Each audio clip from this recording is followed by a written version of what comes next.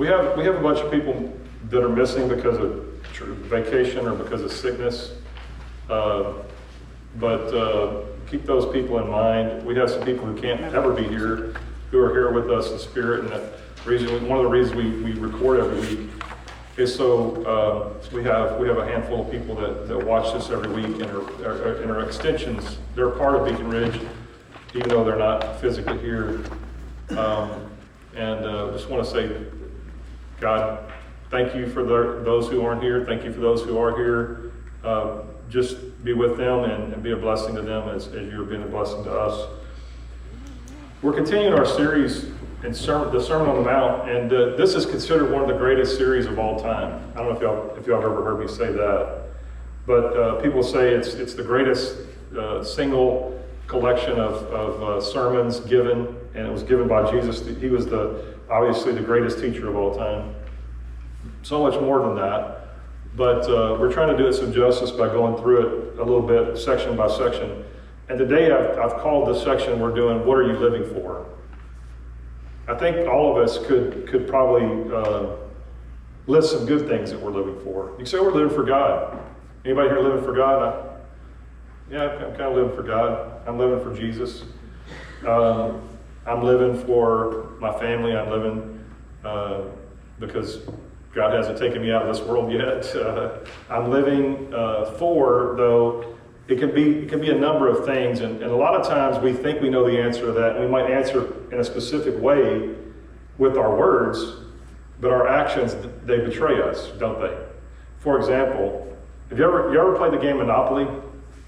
And at the end, you have hotels and houses and boardwalk and park place and have and the winner gets all the money, right? And it's this very long kind of, and I hate that game. But my kids always wanted to play it. And there's people who get several different versions. There's people who love Monopoly, I don't know. But the whole objective of that game is to win everything and just to have all the money. But what happens at the end of the game?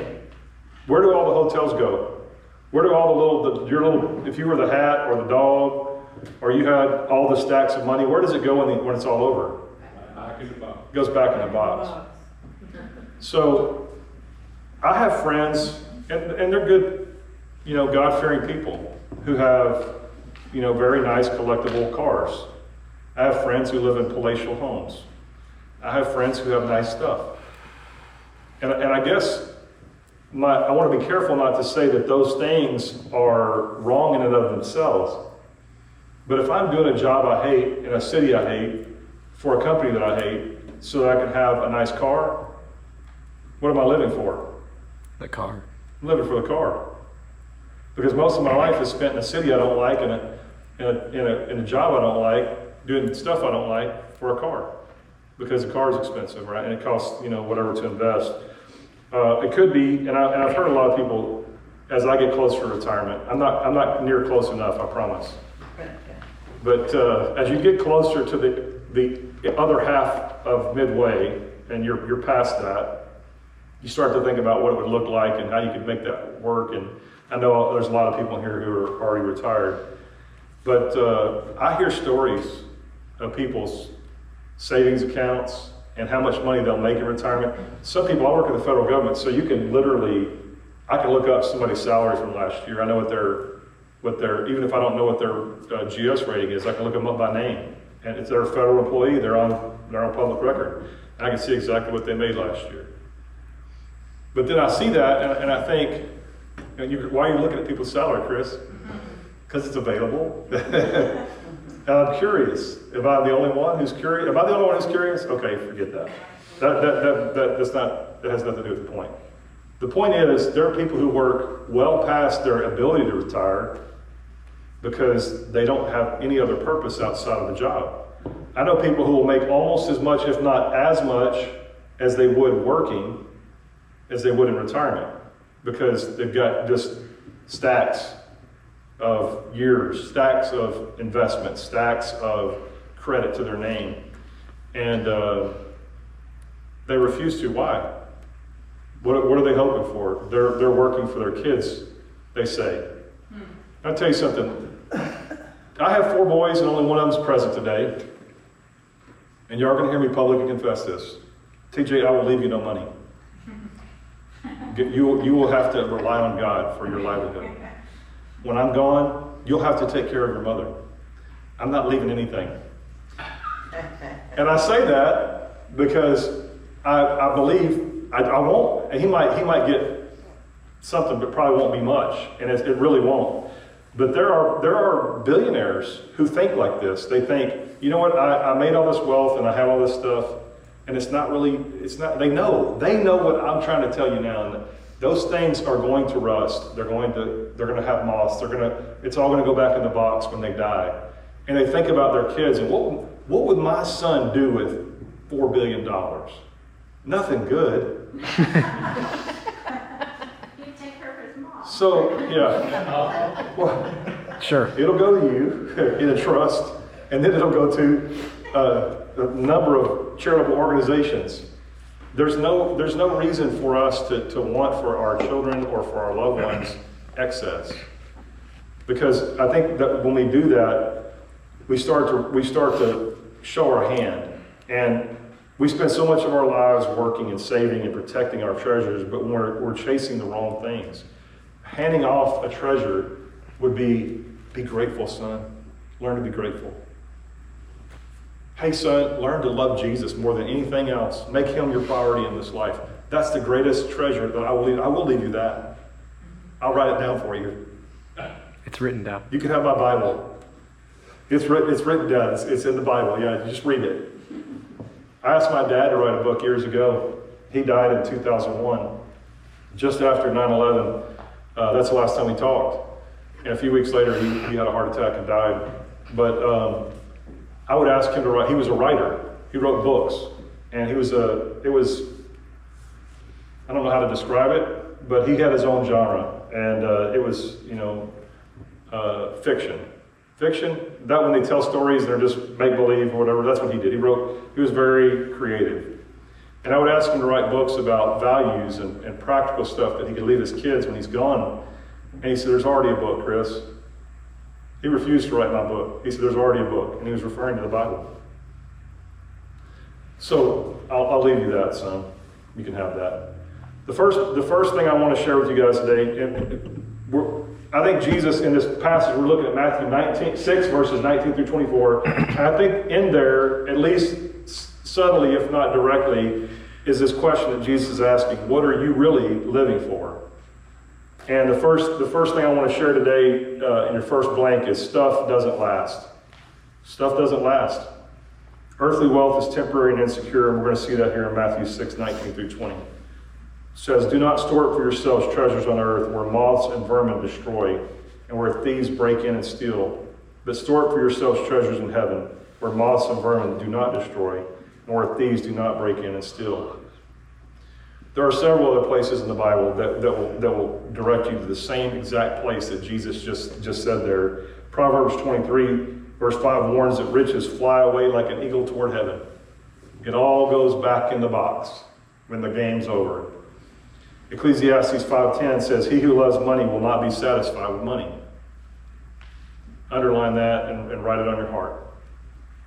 I think most of us who've lived any number of years know that money doesn't satisfy. There's a country song that says, money can't buy happiness, but it can buy me a boat. Said by somebody who probably has never had a boat. Because that boat's going to cost more money, and you're just going to keep dumping your money in. And you know what? There's nothing wrong with that, and that may bring you some happiness in this life. But I can tell you this, I believe with all my heart that when I see somebody who spends every Sunday and they say, my church is the lake. My church is my boat. My church is out with my friends and family on the lake. I say, you have no concept of what church is, and you're showing me where your treasure is. Your treasure is in entertainment. Your treasure is in recreation. And while I'm all for recreation, I love to play. Back when I was younger, I played basketball. I wasn't very good at it. I played baseball. I played golf. Golf's expensive. You have to have some money to play that sport. So I was in the military, and I got to play for fairly cheap when I played a lot. But The point is, money can get you recreation. Money can get you things. But these things, none of that, even that, when you get a little older, the lake doesn't have the same appeal. When your kids are gone, it won't have the same appeal. When your friends move to a new town and you got to find new friends, they're only going to be attracted to your boat. You'll find, even if you're great, maybe they like you. Maybe they enjoy your company. Maybe you're a great guy or a great gal. But I'm going to tell you something. You're not picking up on the things that God has purposed for your life.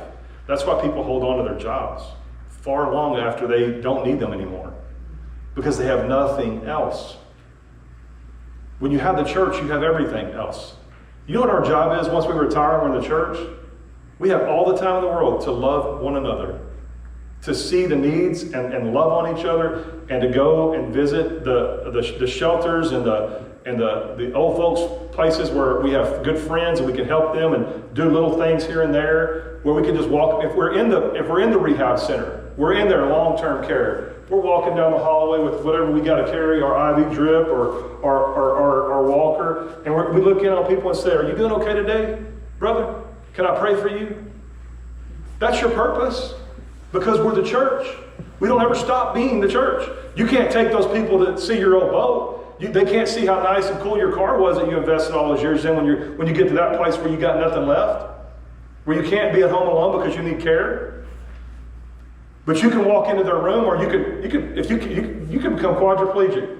Hey Siri, call Charlotte. Hey Charlotte, how are you doing today? I just wanted you to know I was thinking about you and praying for you. That's our job. Our job is to love one another. Our job is to do good deeds that God purposed in advance for us to do. We don't need to go to a 9-to-5. We don't need to earn money to have success in this life. Stuff doesn't last. Luke 12:33 and 34 is a similar version, and it's later in the same book. Oh, it's in a different book actually. Sell your possessions and give to the poor. You're like, what?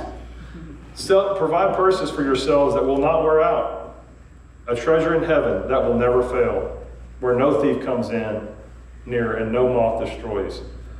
Many of us probably have fond memories of a vehicle that we once owned, and I can tell you, I've talked to a lot of. When I was in the military, I heard these stories. Now that I work at the VA, I hear a lot of these stories. When I'm around friends, as I'm getting older, I'll be 53 in a few weeks. As I'm around friends, and as I'm around even some of you guys who've been around for a while, I hear stories about this car. I should have never let that car go. Why'd you let it go? You know why you let it go. It was too expensive to keep. It kept breaking down. The tires on it alone weren't worth the price of the car, the value of the car was when you let it go. You had an accident, and to replace it was going to cost you could have bought 2 of those cars. That's why you let it go. You had a family and nobody could sit in it. It was a 2-seater truck.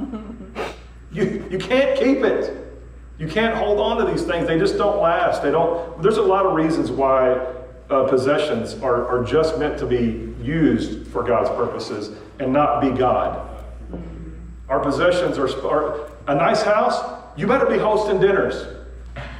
You better be inviting people. If you got a nice house, I hope that you have the gift of hospitality. If you got a nice car, I hope you're helping some young person that doesn't have a father learn how to drive. I really do. You're like, not in this car. Well, in one of your mini cars if you got them. I just think that and I'm not saying that you can't have nice things. I'm saying nice things should never have you. Does that make sense? Because our desire is not just to win the game of Monopoly, but to serve God's purposes while we're on this earth. Because this is just a shadow land. This is just a temporary place where we see dimly through like a cloudy glass. We can see what God's purposes are. We can see what His vision is for the future. We don't know it as He knows us yet, but one day it will be revealed to us. If we hold on, if we endure, if we trust, if we wait, if we love Jesus, He's going to make a way where there seems to be no way, and everything that's shadowy now is going to become clear as day. And life starts. Real life happens when you find Jesus. He says, "Your kingdom come, your will be done on earth as it is in heaven."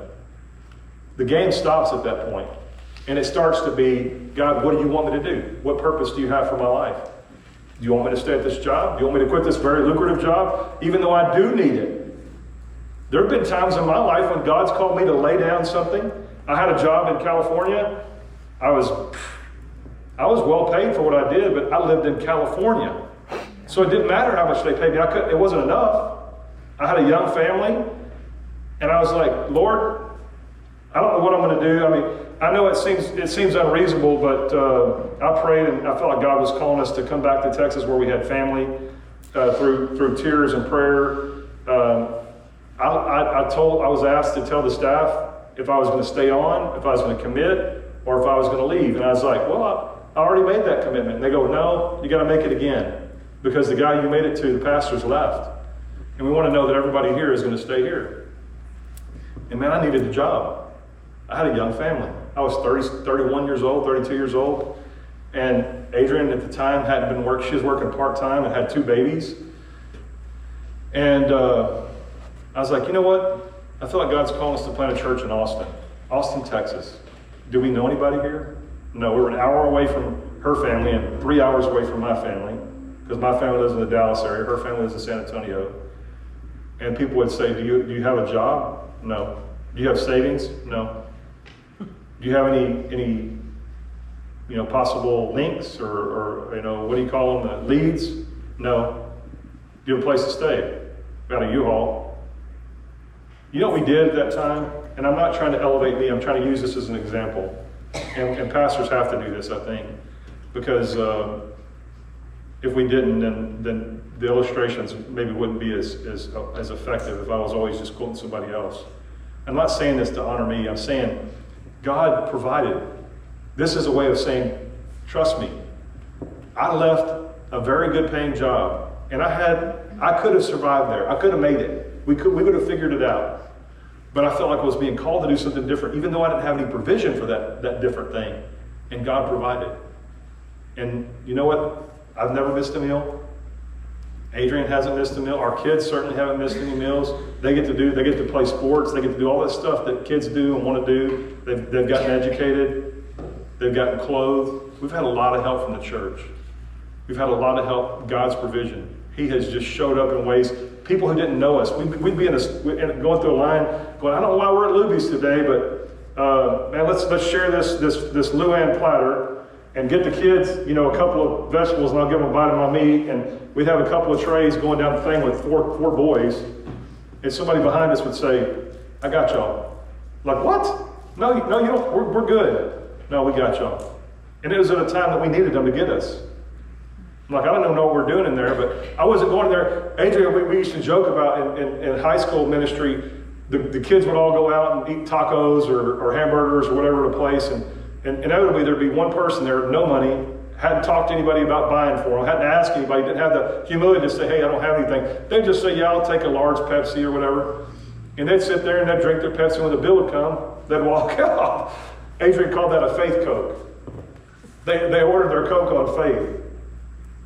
From that time to all the times that I wasn't ordering a faith Coke when I would go to Luby's, I would say, hey, I want to give you a break, Adrienne. I want to give us a break. We need to get out. Let's just go. Let's go to Luby's. We'll make a sacrifice and we'll spend $35 on lunch today. No, somebody else spent $35 on lunch today because God knew we didn't have that $35. That was kind of a faith Coke, right? Like, I'm like, God, we'll figure. I mean, God will make a way, and He has. I'm not suggesting that you go out and start ordering stuff that you can't afford because God's going to provide for you. I'm just saying God has never ceased to provide for my family, and it's because I've put my focus in my job. I put my focus in where I live. I put my focus with how I raise my kids on what is honoring to God. And I don't. And when it costs me financially or physically or emotionally, I say, God, you're going to provide whatever I need to get through this time. And He has. He always has. The second point here is your treasure is the compass of your heart. The compass, like that navigational tool. If you're out in the woods, if you've ever had that, your heart will always follow your treasure. I was trying to understand, because I'm not a geek, I'm not a nerd, I'm not a Boy Scout. I'm sorry if you were one of those things, or if this stuff makes sense to you. It doesn't really to me. I know that there's a true north. That's where Santa Claus lives, the North Pole. True north. There's one of those, but your compass doesn't point to true north. It points to magnetic north. And the magnetic north has to do with the core and metal and the earth and something. Anyway, it causes the compass to always point to magnetic north, which is just a shade off of true north. It's a shade. And it changes during the year. Magnetic north kind of moves around. It moves around a little bit, but it always moves around the actual true north. So you're kind of in the ballpark, right? So I can tell you within close proximity, if you're investing in all your money into your savings account, if you're maxing out your 401k, I can tell you, if that's all you ever do, if all you ever talk about, all you ever think about, all your research is done, and when you watch television, you're watching that money report on that, whatever it is, that I don't even watch that show, but you got that guy that his tie's kind of loose and he's yelling at the TV and telling you where to put your stock money and all that. If that's what you think about, I'm going to tell you, your compass is telling me within a pretty close variation that your interest is in your finances. If that's what you spend your time thinking about. If you spend all your time thinking about the lake and a boat, your compass is pointing to Travis Lake or to Travis Lake or whatever, the ocean. I don't even know where. You guys are laughing because I don't know where I'm at. Like, you need a compass, Chris. I don't know which way north is right now from here. Y'all can tell me. You know, Australia, they know these things. American schools, they didn't spend a lot of time on that. North is that way. I know what north, east, south, west is, but that's on, like, if I was holding it up looking at it. When I set it down, I need the compass to tell me which way north is. Or in my car, a lot of us have this little thing in the mirror or on the dash that tells us you're going north or you're going northwest. That helps. It always helps me because I have no clue. I point this way and I'm like, I don't even know what's out that way. I think that's south. Is that south? Yes. Yes. Good. See, I guessed. I just guessed. But the second point here, your treasure is the compass of your heart, always tells you. It always. In Matthew 6:21, as we continue our passage for today, it says, "For where your treasure is, there will your heart be also." Your heart doesn't lie. Your money doesn't either. I heard this expression, these many, many years ago when I was a wee little man. Home is where The heart is. the heart is. No. Another expression, that's not the one I heard. Home is where your heart is a common one. It's probably the most common one. But the cowboys would say, home, and Travis, you know this one? Home is where you don't know? Hang your hat. Where you hang your hat. And I've always thought these two things seem like they could be the same, but they seem like they could be different. And that's weird to me. If home is where your heart is, and home is where you hang your hat, then shouldn't you always hang your hat where your heart is? Okay. Right? Why would you ever be at a place where you're hanging your hat that your heart's not? And the fact that the reality is you can't. You're not. You might do it for a day, you might do it for a season. But in your life, where you spend your time, where you hang your hat, hanging your hat means you're at home, right? Where you spend that time tells me where your heart is. You can say, oh no, I love Adrienne and she's in Alaska and she's left me, she's in the military and she traveled so far. She wasn't, but reverse it. If I can say, no, they've assigned me to Timbuktu and Adrienne's still in San Antonio, and we have to reverse many years to say that story. That never happened. I was always in the same city as her. I got out of the military so I could be with her. Where was my heart? At the time it was in San Antonio. When she moved to Laterno, I was like, I got a car and started driving to Laterno, which was 5 hours, 6 hours away from me, because it's where I wanted to be. She was my heart. And I'm not saying above God. God was doing some great things in my life at that time when we were dating and thinking about getting married and talking about, long-term things. And very, very young Adrienne, fairly young Chris. God was at work in my life, but I also had a treasure, and it was her. And where I wanted to be was with her. And I knew that God was going to be with us, and I took him wherever I went. So I'm not saying proximity is always the question at hand. I'm not even saying that if you spend money on something that it costs a lot of money, that necessarily says that that's where your treasure is. But I'm saying you can't do that and keep doing that and keep doing that, and your thoughts and your actions and your money are all in that thing And not expect that people would go, that is where your treasure is, because the compass is pointing that way. It's saying that's where you spend your time. That's where you spend your efforts. That's where you spend your thoughts. It's whether it's magnetic or true, it's close enough. You may be about something else, but you're primarily about that. Because it's what your money says. It's what your value says. It's what your treasure says. Matthew 15:19 says, and we're taking a turn here, for out of the heart come evil thoughts, murder, adultery, sexual immorality, theft, false witness, slander. Wow. The heart is deceitful. This is telling us that true spiritual defilement comes from the human heart. It's a dark, and tragic fact that we're not all right. We're not okay. And the idea Jesus clarifies of what's inside a person in the story that when he's telling it in Matthew 15, he's saying it's not what is from it. We went over this because this is part of the Sermon on the Mount. But Jesus clarifies that what's inside a person is what makes him spiritually unclean, not what he eats that defiles him.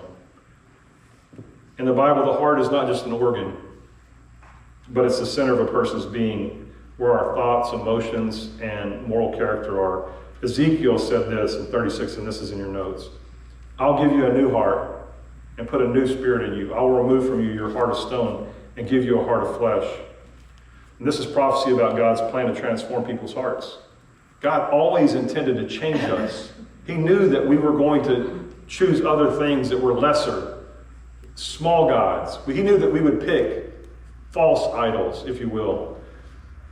And he said, I'm going to give them a new heart. I'm going to refine them. Luke 6:45 says, a good man brings good things out of the good stored up in his heart, and an evil man brings evil things out of the evil stored up in his heart. For the mouth speaks what the heart is full of. What are you speaking about? What are you talking about? It tells you who you are. Proverbs 4:23, and this is the kind of the signature for this particular point that I'm trying to make. Above all else, because the heart is wicked, because men are evil, because you have the potential to do dark and horrible things and go the wrong places and not choose God sometimes, because you have a choice to not choose God. Above all else, guard your heart, for everything you do flows from it. A compass always points north. What is your heart pointing to? If your treasure is God, your compass should be pointing to Him and His kingdom in everything you do. Number 3, guard your heart. Guard your heart. How you see wealth determines your spiritual health. Matthew 6:22-23. The eye is the lamp of the body. If your eyes are healthy, your whole body will be full of light. But if your eyes are unhealthy, your whole body will be full of darkness. If then the light within you is darkness, how great is that darkness? The eye, I want you to tell you guys, this is the most confusing thing I think I've read in this whole Sermon on the Mount. I'm like, what is the eye and light and the body and darkness and the eye? What? I had to do some deep diving on this. And the reality is the eye is a metaphor here for the heart's focus. It's going back to the compass. It's not about a physical vision. He's not talking about literal eyesight. The Hebrew and the Aramaic word language, the eye was an idiom. It was kind of like, the best way I could say it is your outlook. It's your outlook. It's your personal. It's the way you see the world. Your eyes. It's not this passage is not talking about your physical eyes, but about the way you see things. So a blind man, it's about the way they perceive the world. It's their outlook. And so healthy eyes refers to a person that's generous, sincere, and single-minded focus on God. And this person is not distracted by the pursuit of wealth or possessions. That's a healthy eye. The unhealthy eye refers to the person who is selfish, greedy, envious. This person is preoccupied with accumulating earthly treasures and envious of others when they have it. So Jesus compares the eye to the lamp that illuminates the entire body, just as the physical lamp provides light for a room. Our inner eye, or our outlook, our perception on life, determines the spiritual state of our whole being. If your outlook is healthy, you're focused on God and generosity and loving others, your entire life, your actions, your thoughts, your relationships will be full of light. Do you guys want to be full of light? Yes. I do. When I say I want to be salt and light, that is an outcome. That is a progression. That's me telling myself and reminding myself of the reality that comes when I trust God and I have a healthy outlook on life. I don't know. I think if your outlook is unhealthy, it would indicate that you're focused on greed and selfishness. Mm-hmm. Your entire being will be full of darkness. Oh no, Chris, morally corrupt, spiritually blind, devoid of true purpose and joy. That's a hard judgment, Chris. It's Jesus saying it. It's Jesus giving us the best sermon ever preached. Even though it's confusing to us because of our Western mind. When he's talking to them, you have unhealthy eyes. They understand their outlook. It's your unhealthy outlook in the language that he was using. The way you see the world is going to be devoid of spiritual joy and truth. You're going to be morally corrupt if you don't trust God. It's there, he says it. You're not just in the dark. You're convinced that darkness is light. I want you to hear that again.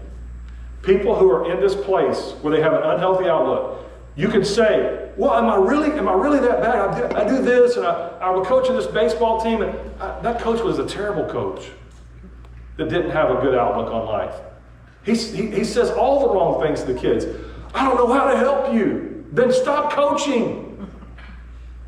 He thinks he's better. He thinks he's got it. He thinks he's going to beat them into submission. The teacher, the coach, the pastor, the father, the mother, the boss that thinks that they know truth and they possess some moral direction and a good compass and has a healthy outlook on life. They think they do, but they treat you like dirt. They treat you as an object to be used. They blame you for the mistakes that the team is making or your organization is making or your church is making. They put all the pressure on one person and they point fingers. That is somebody who thinks they have light and they're full of darkness. You're not just in the dark, you're convinced that darkness is the light. Proverbs 4:23. I think I jumped ahead to this. Above all else, guard your heart, for everything you do flows from it. I read that early. The final phrase in the passage we just read says, if then the light that is in you is darkness, if the outlook that you have is darkness, how great is that darkness? That's a warning. It's saying that is going to be pervasive in your life. If you got stinking thinking, I'm going to mess that. Somebody used that. But if you got stinking thinking, it's just going to be always stinking. If you got a negative outlook, it's always going to be negative. You have to reverse that. How? Allow God to give you a heart of flesh. Allow Him to transform you. Ask Him to reveal the true light to you. And don't call darkness light. You say, God, help me to see the darkness. Help me to understand the unhealthy outlook. And help me to walk away from that, run away from that, avoid that, because you're warning me that it's great darkness and it's pervasive in people's lives and it takes over. The last section 4, the unavoidable choice is you cannot serve two masters. Matthew 6:24, no one can serve two masters. Either you will hate the one and love the other, or you will be devoted to the one and despise the other. You cannot serve God and money. 1 Timothy 6:10 says, for the love of money is the root of all kinds of evil. James 4:4, you adulterous people, do you not know that friendship with the world is hostility towards God? Their devotion to the world is betrayal of their relationship with God, who is their spiritual husband. Understand, it's a metaphor. He's not saying they're all adulterous. He's saying Israel was always being called adulterous. The people of Israel were always turning their back on God. They were always going to false idols. They were always going to something else that didn't matter and didn't fulfill and it didn't give them the purpose and the joy that they had always sought. The covenant that they had with God, they violated over and over again. And He's telling these people that are listening to the Sermon on the Mount, He says, you adulterous people, do you not know that friendship with the world is hostility towards God. He's saying you can't love me and love the world. Friendship with the world is not talking about having friends in the world. It's talking about the world's value systems, the way that people think in opposition to God. You guys, last week, I didn't address this directly. As I said, we have a lot going on, and I personally was going through processing this stuff with the assassination of young Charlie Kirk. He's a political figure, but he's also a Christian. And I'm not advocating for the right or the left. I can tell you my personal views if you want to hear them. But the point that I want to make here is, I think that there are people that value the world systems that celebrated that death. They celebrated that assassination, and that's gross. They think the darkness is light, and how great is that darkness? I tell you what, if we're not praying for our culture, we're not praying for our young people, we're not praying for the people who oppose us. Last week, the first thing that I thought of was anger. I wanted to do something about this public assassination. And then you know what I said? God help me. I want to do something in Christ. I started praying for those people who are celebrating the death of Charlie Kirk. I saw at the same time I was seeing that, I think I might have said this last week, I saw this city in the United States that's got Sharia law, and they've got, I don't know how many Shiite Muslims. They're the scary ones, the ones that wear the all black, the most intimidating looking ones, I guess, is what I would say.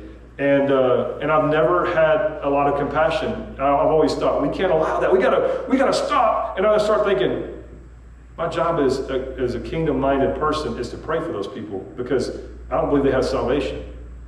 And I think I do, and we have something to offer. So I should be praying for missionaries to go into that place. I should be praying for revival in those places. I should be praying for Christ by the Holy Spirit to fall in those places, in the minds and the hearts of those people, so that they would have an insight into who the true God is, and that Jesus Christ is the way, the truth, and the life, and the only way to get to God. But all that to say this, that mindset that's in opposition to God is celebrating death. It's in another religion celebrating a false God. They think they have the light, but it's in opposition to what God's word says. It's in opposition to who he says he is and who he's called us to be. You can't be a loyal employee to Coke and Pepsi. You can't promote them both. You can't play chess against yourself. You can't. It's impossible.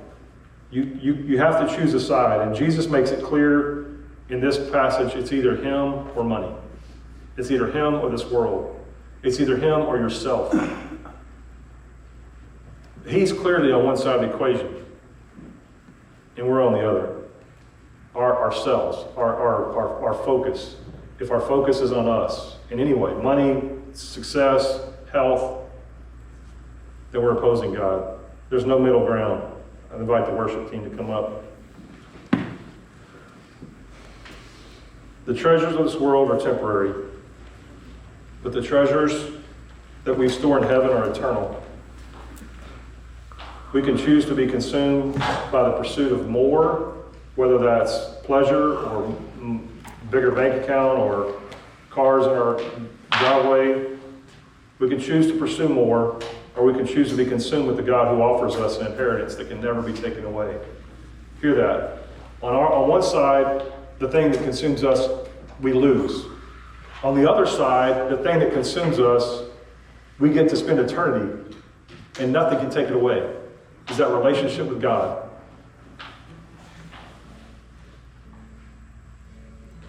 Don't be fooled into chasing a mirage. Instead, run after the one who is the true treasure.